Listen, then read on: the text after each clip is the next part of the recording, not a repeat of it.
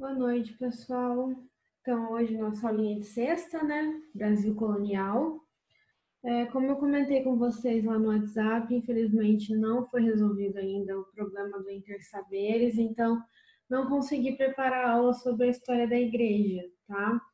Mas esse texto da Laima Mesgraves, né, sobre a vida cultural, fala um pouco, tá bom? Depois, quando eu tiver acesso ao texto lá que eu encontrei, eu dou só uma completada no que ela já vai tratar aqui nesse texto, tá bom? Então vamos lá, né? A vida cultural, então ela vai falar um pouco inicialmente sobre como era a educação, desculpa, nos primeiros anos do Brasil colonial, depois como era a produção cultural sobre o Brasil, não no Brasil, tá bom? Em que sentido que ela vai falar sobre essa produção cultural? Do que os estudiosos vinham e relatavam sobre a sociedade, sobre a fauna, a flora do Brasil, tá bom? E por fim, ela vai finalizar falando de novo sobre a parte educacional, tá bom? Então vamos começar. Ela começa falando que os primeiros anos da colonização eles não foram bons para que a cultura se desenvolvesse, porque, como a gente já sabe, inicialmente o Brasil foi mais uma colônia de exploração do que qualquer outra coisa. Eles não estavam preocupados em povoar aqui o Brasil, né? E além disso, não tinham escolas, porque não vinham famílias aqui para o Brasil. Vinham mais pessoas, assim, que vinham mais para explorar o território. E quando a gente fala de educação, nesse primeiro momento, nós falamos então de educação jesuíta, tá bom? Então, as primeiras escolas do século XVI são feitas pelas missões jesuítas, tá bom? A educação, ela era voltada principalmente para formar os meninos índios, tá bom? Com uma maneira de fazer uma conquista cultural por meio da catequese e de aprender a língua portuguesa, tá bom? E eles acreditavam que essa era a melhor maneira de se chegar, de, vamos dizer assim, colonizar esses índios, tá? Os filhos dos colonos, eles eram incluídos nas mesmas classes que os índios, então eles conviviam, tá bom? E a Companhia de Jesus, ela dominou a educação no Brasil durante 200 anos, tá? E foi responsável principalmente pela formação básica da elite colonial, tá? Aqui a gente pode ver tanto os jesuítas ensinando os índios, quanto também aqui no canto os filhos de colonos, tá bom? Por que agora eu coloquei os paulistas aí, né? Continuando no texto, ela vai falar que existiam outras ordens, tá? Me desculpa, gente, que chegaram ao Brasil depois, tá? Que eram franciscanos, mercedários, carmelitas e beneditinos, tá? Eles chegaram perto do fim do século XVI, mas eles fizeram uma alfabetização, mas bem menores comparadas dos jesuítas, tá bom? O interessante, deixa eu voltar um pouco, o interessante da educação jesuíta é que ela procurou se adaptar à realidade, tá, em que ela estava inserida. Então, ela percebeu o quê? Que a forma, o que a educação, né, a pedagogia jesuíta percebeu? Que para o índio tinha que ser feita a educação de uma maneira e para o filho do europeu tinha que ser feita de outra maneira.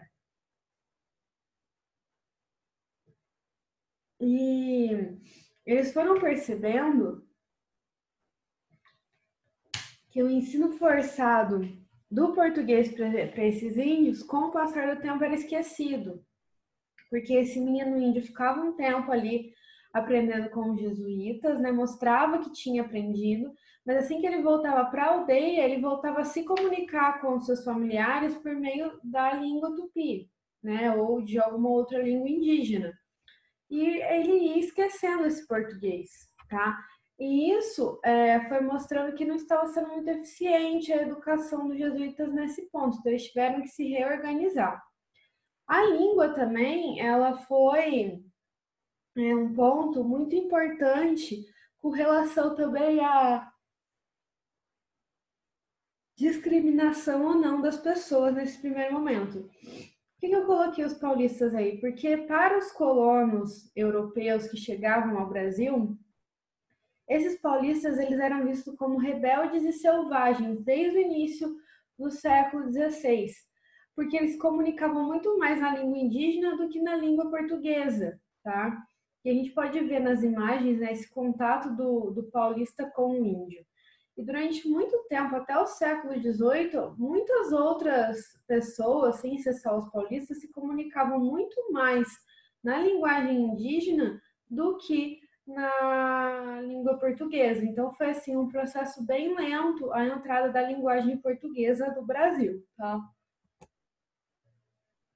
Além dos jesuítas já se adaptarem também a essa realidade de pessoas diferentes para ensinar, a forma também onde eram feitas esse ensino também era diferente. Então a gente tem dois tipos de jesuíta aí. Um jesuíta que ele é catequizador, que ele se concentrava mais no campo ou na floresta, e um jesuíta educacional, que se concentrava mais em vilas e cidades, que era onde existia propriamente dito o colégio jesuíta, tá bom? Nesse colégio jesuíta, a autora vai explicar um pouco como funcionava, tá? Como que ele era separado? Ele tinha uma duração diária de 5 horas, ele tinha o ensino primário e o secundário. O primário durava, durava 2 anos e o secundário durava 5 anos, tá? Nas matérias básicas nós tínhamos latim, a geografia, a história, a retórica e a língua portuguesa, e matérias para serem aprofundadas, matemática, física, química e biologia, tá? Nas principais cidades da colônia existiam colégios, né? Na Bahia, Rio de Janeiro, São Paulo, Recife, São Luís e Belém. E nesses principais colégios a gente encontrava também o Colégio das Artes, que era um embrião dos estudos universitários. Ele tinha uma duração diária de 4 horas, tá? E ali se aprendia filosofia, teologia e matemática. E no fim tinha uma tese, eles tinham que defender uma tese, e por fim eles recebiam a colação de grau, tá bom? Além disso, né, a gente também tem a história aí do Domingos Jorge Velho. Quem que foi esse cara, né? Ele era um paulista também, tá? E ele ficou conhecido por ser destruidor dos tapuias e do quilombo dos palmares, tá? Mas ele é o maior exemplo de como a linguagem indígena era superior à portuguesa, que teve um momento em que ele recebeu a visita solene de um bispo, tá? E ele preferiu se dirigir ao bispo na linguagem indígena do que na linguagem portuguesa, até que chegou no momento que ele decidiu começar a falar em português. Então a gente percebe assim que essa vontade de utilizar a linguagem indígena chegava até aos mais altos escalões, tá? Iniciando aí essa ideia do, da descrição do território, nós temos essas cartas jesuítas, né? Nessas cartas fica muito clara o grau de compreensão da cultura e dos costumes locais que os jesuítas tinham, tá? E elas são grande fonte de estudo do Brasil colonial. Elas podem ter um caráter meio ingênuo em algumas passagens, mas elas são extremamente claras, tá? E foram redescobertas por um padre chamado Serafim Leite na primeira metade do século XX, tá? Que até então elas estavam, vamos botar entre aspas, escondidas, tá bom? Vou passar para vocês depois um link na aba extras dessa aula, que é de uma biblioteca portuguesa que, se você, por exemplo, jogar lá cartas jesuítas, ele vai te dar na íntegra imagens dessas cartas do documento oficial mesmo. Tá? Eu achei muito interessante, por isso eu vou disponibilizar para vocês. A Laima fala também que existem relatos de leigos sobre a forma como o Brasil se organizava e de que maneira, né, era a flora, a fauna, para que as pessoas pudessem conhecer melhor. Então a gente vai ver um pouco sobre essas obras agora, quais são elas que descrevem e explicam esse Brasil, tá? Primeira que ela trata aí pra gente é do Pero Magalhães Gandavo, tá? Ele escreveu 2 livros, esse do meio aí é História da Terra de Santa Cruz, tá bom? E o último aí, Tratado da Terra do Brasil, tá? O que ele vai falar basicamente nesses 2 livros, né? O do canto direito de 1570 e o do meio de 1571. Ele vai falar principalmente da geografia, das plantas, da terra, das pessoas, do potencial econômico e dos problemas de conquista portuguesas, tá? Da conquista portuguesa no Brasil. É sobre isso que ele vai tratar nesses 2 livros dele, tá bom? Ele era um funcionário da coroa. Além dele, no primeiro momento, nós temos o Gabriel Soares de Souza, que era um senhor de engenho.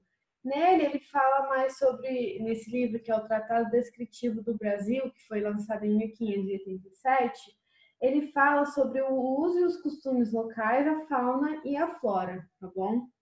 Por que é importante esses 3 livros, né? Porque a partir dele se foi feita uma descrição muito, vamos dizer assim, muito bem feita das regiões costeiras, indo de Pernambuco até São Paulo, tá?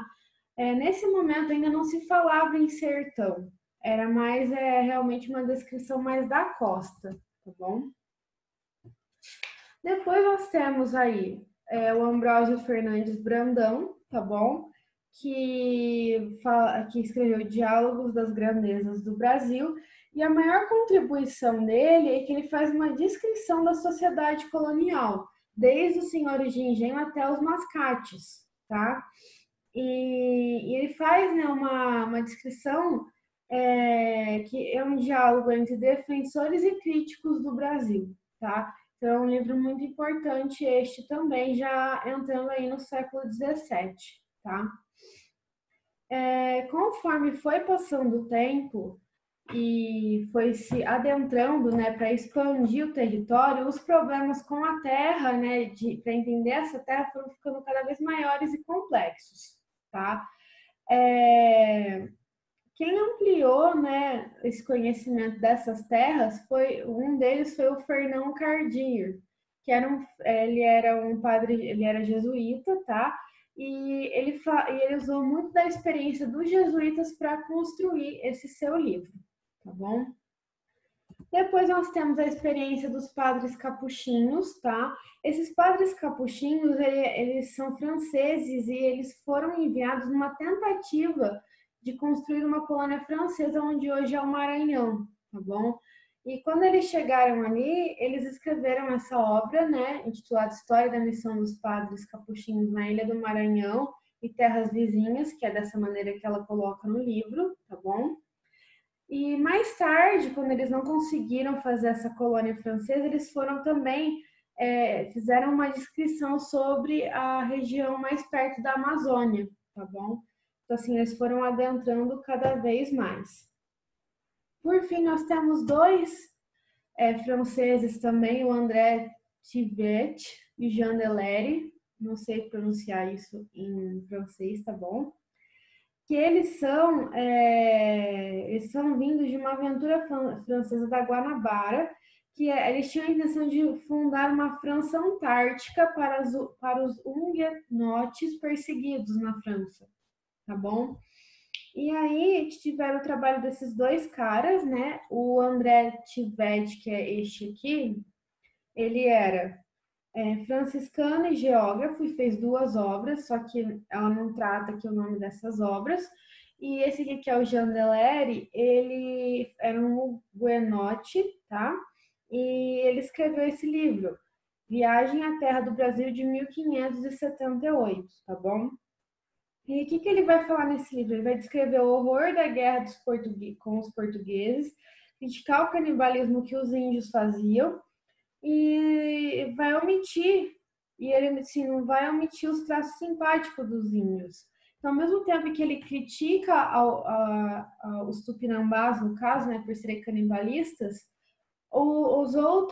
As outras tribos indígenas, eles exaltam, mostrando que eram muito simpáticos, e isso faz com que a ideia do bom selvagem seja criada, tá bom? Então, o estudo desses dois caras, principalmente do Jean, contribuiu para que se criasse essa ideia do bom selvagem, tá bom? Que era corrompido pela chegada do colonizador, tá?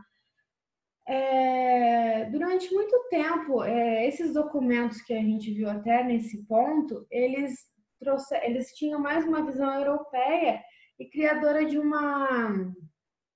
um mito, né, de que o Brasil era grande, maravilhoso, a ideia do Eldorado, da Amazônia, e retratava um lugar que tinha oportunidades sem fim. Mas a gente sabe que essa não era a realidade, né? Que aqui era muito mais difícil a vida, porque ainda não existia, vamos dizer assim, entre aspas, uma civilização, né?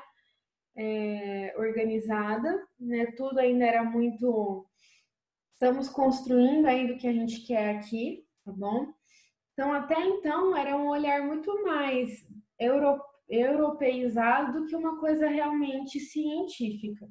A primeira ideia científica que a gente vai ter sobre o Brasil veio por meio da expedição exploratória que o príncipe de Nassau, um holandês, fez a partir de 1630 aqui no Brasil. Ele trouxe um médico, um naturalista e um pintor, tá bom? Que era o Franz Post, tá?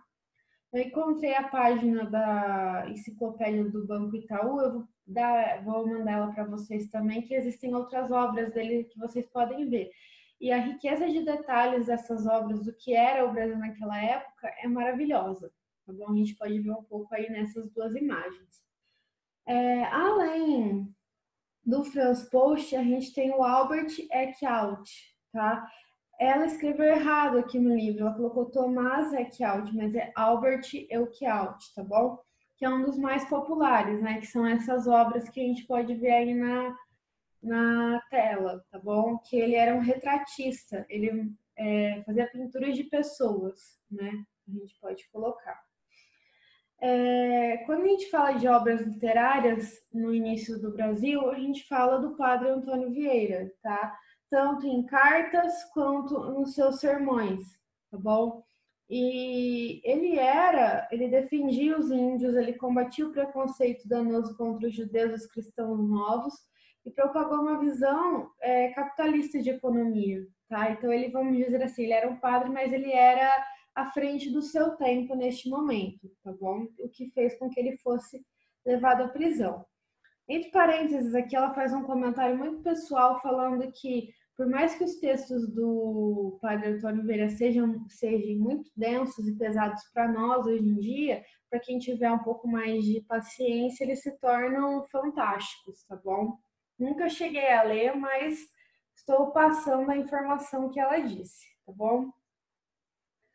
Já no século XVIII, né, chegando já no século XVIII, nós temos, o fim da União Ibérica, nós temos o seguinte problema: portugueses e espanhóis não sabem mais quais são os limites, tá?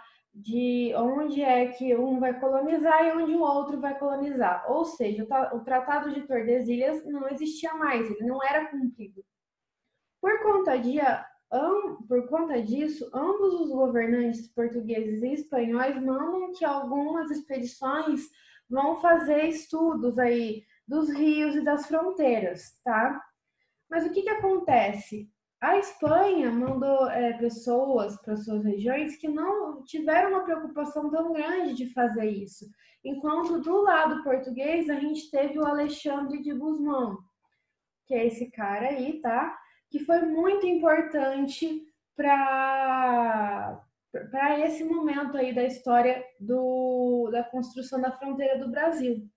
Os seus estudos eles foram tão precisos que no momento em que foi feito o Tratado de Madrid, que é o nome dado ao Tratado de Reorganização desses Limites, a Espanha não conseguiu colocar a sua visão, se sobrepôs à visão dos portugueses, que era a melhor organizada, tá bom?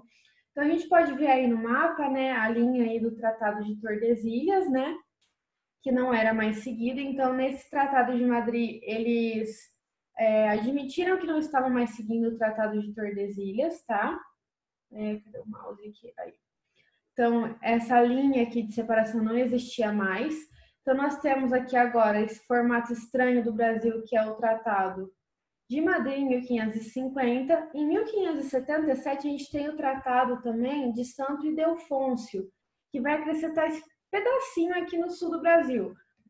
Mas a gente pode perceber que o traçado do Tratado de Madrid é o que permanece, tá bom? Isso é o que a gente pode ver sobre o Alexandre de Gusmão, tá bom? Ele foi considerado, então, por conta da sua preocupação com os limites do Brasil, ele se tornou, então, o pai e patrono da diplomacia brasileira, tá bom? Nós temos também dois caras agora, o Frei franciscano baiano Vicente de Salvador e o baiano Sebastião da Rocha Pita. Acho que eu esqueci de botar o Sebastião aqui, esqueci mesmo. Mas pelo menos depois vocês podem ver aí no texto. Esses dois caras aí, eles fizeram livros que falam da história geral do Brasil. Então, o Frei Vicente de Salvador escreveu a História do Brasil de 1500 a 1627 e o baiano Sebastião Rocha Pita escreveu a História da América Portuguesa, tá bom? Assim que eu terminar aqui de explicar, eu acrescento esse slide aí para vocês, tá? E aí, com isso, além dessas histórias gerais, se deu um gás para que começasse também a se fazer alguns estudos sobre as histórias regionais, tá bom? Nós temos também aí, no momento em que Pombal expulsa os jesuítas, né, ele chama o naturalista baiano Alexandre Rodrigues Ferreira para estudar a região amazônica. E essas aqui são algumas das gravuras dessa expedição do Alexandre Rodrigues Ferreira, tá? E são itens muito valiosos que durante muito tempo ficaram perdidos, tá? E que foram encontrados por Saint-Hilaire na época do Napoleão só, tá? E por fim, nós temos Cultura e Opulência do Brasil por Suas Drogas e Minas, tá bom? Do João Antônio Andreoni, tá? Que ele tinha esse pseudônimo de André João Antonil, tá? Por que esse livro ele é tão importante? Porque ele dá uma descrição detalhada da economia açucareira, pecuária, da exploração do ouro e dos caminhos do litoral ao interior. Então, o governo português achou importante esconder essa obra, porque ela era tão detalhada que para os seus inimigos era um mapa para a mina de ouro, literalmente, né? Mas ela é tão bem detalhada que até hoje ela é utilizada como fonte de pesquisa, tá? Por fim, nós temos então aí o ensino e a literatura, tá? Depois que os jesuítas foram mandados embora por Pombal, que é esse carinha aqui, nós temos a criação das aulas régias, tá? Eu encontrei um slide interessante, bem resumido sobre a história da educação no Brasil, que eu vou mandar para vocês também, tá? Vai estar na aba extra. E o que aconteceu? Para que se tivesse a criação dos cargos de professores, porque já no ano que o Pombal mandou os jesuítas embora, ele já fez concursos para professores leigos, mas ele precisou criar esse subsídio literário.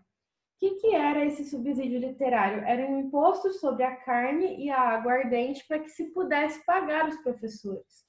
Só que esse imposto ele não era muito bem cobrado, então durante muito tempo os professores ficavam sem receber e o cargo era vitalício. Então, se você assumisse uma sala, você teria essa sala até o fim da sua vida, tá bom? Esses professores, ou eles ensinavam sem um método específico, ou imitavam os jesuítas, e essa foi a característica do ensino até o período da independência, tá? Então, aqui a gente tem o Pombal e a carta falando sobre o subsídio, tá bom? Aqui nós temos a Universidade de Coimbra. Por que é importante a gente saber sobre ela? Porque nesse momento do século XVIII, consegue-se ver que se tinha por volta de 800 estudantes brasileiros na Universidade de Coimbra, tá? E é ali que, apesar de uma tentativa de se esconder os princípios iluministas, eles vão ter contato com isso, né? E aí a gente vai ter isso bem claramente aí nas revoltas que se tem aqui no Brasil, como a gente já viu nas aulas anteriores, tá bom? Então a gente tem aí a Universidade de Coimbra no período do século XVIII e agora atualmente como ela se encontra, tá bom? Nesse momento também nós temos uma preocupação de alguns estudiosos de fazerem projetos para melhorar o país e combater as chagas sociais. Um desses caras foi o José Bonifácio, que nós vamos ver ele quando? Principalmente no momento da independência, né? Que ele foi um cara muito importante para que a independência acontecesse, tá bom? E o que ele falava? Ele tem dois documentos dele que foram esquecidos, né? A autora fala de uma maneira até que meio que conveniente foi esse esquecimento, porque o que ele falava nesses documentos? Eu vou ler o que ela fala aqui para vocês. O José Bonifácio sugeriu que só haveria progresso no país com a inclusão de negros, escravos, índios e homens pobres. Por isso, ele defendia a difusão da instrução e a concessão de lotes de terra para o cultivo. Tá? O seu ostracismo posterior deve ser atribuído ao temor dos grandes latifundiários diante de sua visão abrangente da questão agrária. Tá? Então, se essas ideias dele tivessem dado certo, o Brasil que a gente tem hoje seria totalmente diferente, tá? E por fim, nós temos aí então os escritores desse século XVIII. Ai, o Tomás Antônio Gonzaga sumiu aqui, gente. Depois eu arrumo para vocês, tá? Então a gente tem aí o que esses intelectuais pensavam, né? Eles já demonstravam interpretações sólidas e independentes dos problemas do Brasil, tá? Então nós temos aí o Tomás Antônio Gonzaga, né, que fez Marília de Dirceu. Temos o Matias Aires e o Nuno Marques Pereira, que têm obras moralistas e que exaltam os feitos de um personagem só, que são as obras laudatórias, tá bom? E por fim a gente tem um satírico aí, que é o Antônio José da Silva, conhecido como O Judeu, tá? Eu achei esse texto da Laima bem raso, tá bom? Eu vou ver se eu encontro mais alguma coisa. Com relação à igreja, eu já encontrei o texto, mas se eu encontrar mais alguma coisa, eu mando para vocês, tá bom? Ou faço uma aula só sobre isso. Mas, no mais é isso. Vou consertar aí esses pequenos erros do slide, que eu não sei por que aconteceu, tá? Vou arrumar e mando ele para vocês já atualizado, tá bom? Por hoje é isso. Qualquer dúvida, eu estou à disposição, tá bom? Estou terminando de fazer os exercícios para mandar para vocês, tá? Boa noite e bom fim de semana, gente.